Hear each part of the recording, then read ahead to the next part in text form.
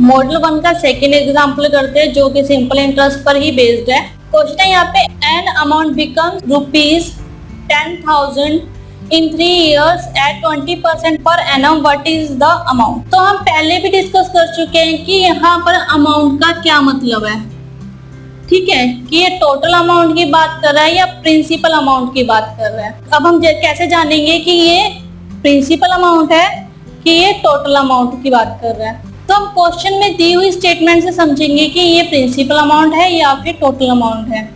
An amount becomes ₹10,000 in 3 years at 20% per annum, ठीक है। तो व्हाट इज द अमाउंट।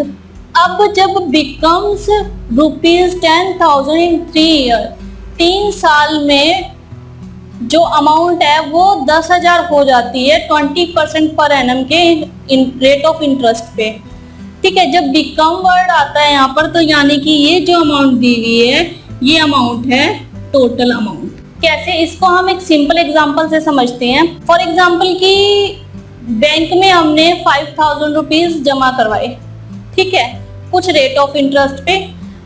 तो कुछ 2 साल बाद या 3 साल बाद वो 7,000 रुपये बन गए, ठीक है। तो जब हम 7,000 की बात कर रहे हैं कि दिस बिकम्स 7,000, तो जब हम 7,000 की बात कर रहे हैं तो 7,000 टोटल अमाउंट हुआ क्योंकि 5,000 हमने जमा करवाया था और उस पर इंटरेस्ट भी है कुछ, तो 5,000 प्लस कुछ इंटरेस्ट अमाउंट और वो 7,000 रुपीज बन गए, ठीक है। तो जब बिकम वर्ड आता है तो हम उसको मान लेते हैं टोटल अमाउंट और हमसे पूछा गया व्हाट इज द अमाउंट।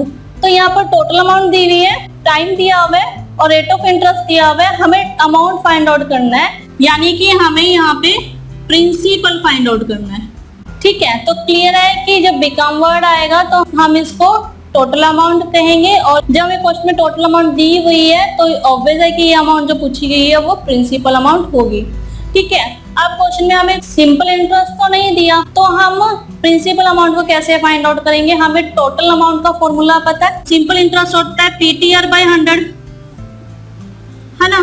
तो और टोटल अमाउंट का फॉर्मूला होता है P प्लस PTR/100, यानी कि P कॉमन 1 प्लस TR/100।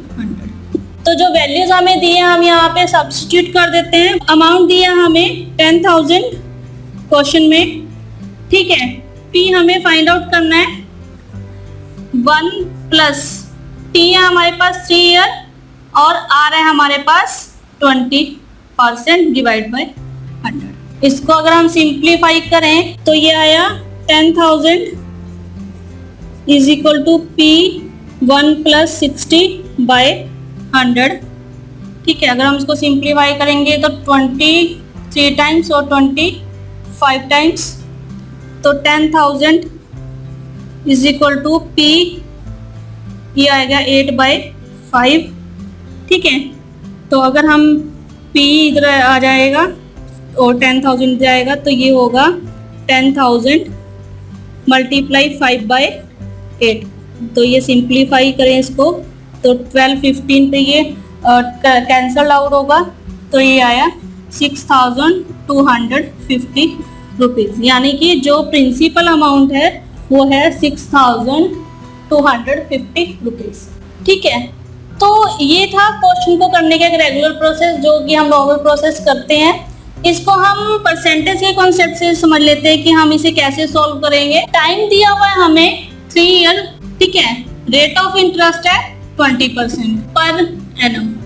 अब 3 साल का टाइम है, 20% per annum rate of interest है, तो सिंपल इंटरेस्ट कितना हुआ, 3 साल का टाइम और 20% है, तो फर्स्ट ईयर का भी 20% प्लस सेकेंड ईयर का भी 20% प्लस थर्ड ईयर का भी 20%, तो ये हुआ 60%, ठीक है। और हमें पता है टोटल अमाउंट होता है P प्लस SI, ठीक है, जहां पे जो P है वो 100% है और SI हमने फाइंड आउट कर लिया कि 60% है। तो A हमारे पास हुआ 100% प्लस 60% इज इक्वल टू 160%, ठीक है। 160% की हमें वैल्यू दी हुई है 10,000, ठीक है। हमें 100% की फाइंड आउट करनी है, क्योंकि हमें प्रिंसिपल फाइंड आउट करना है, तो प्रिंसिपल 100% है, तो हमें 100% की वैल्यू फाइंड आउट करनी है। तो प्रिंसिपल आएगा, क्रॉस मल्टीप्लाई करेंगे इसको, तो प्रिंसिपल आएगा 10,000 मल्टीप्लाई 100 डिवाइड बाय 160।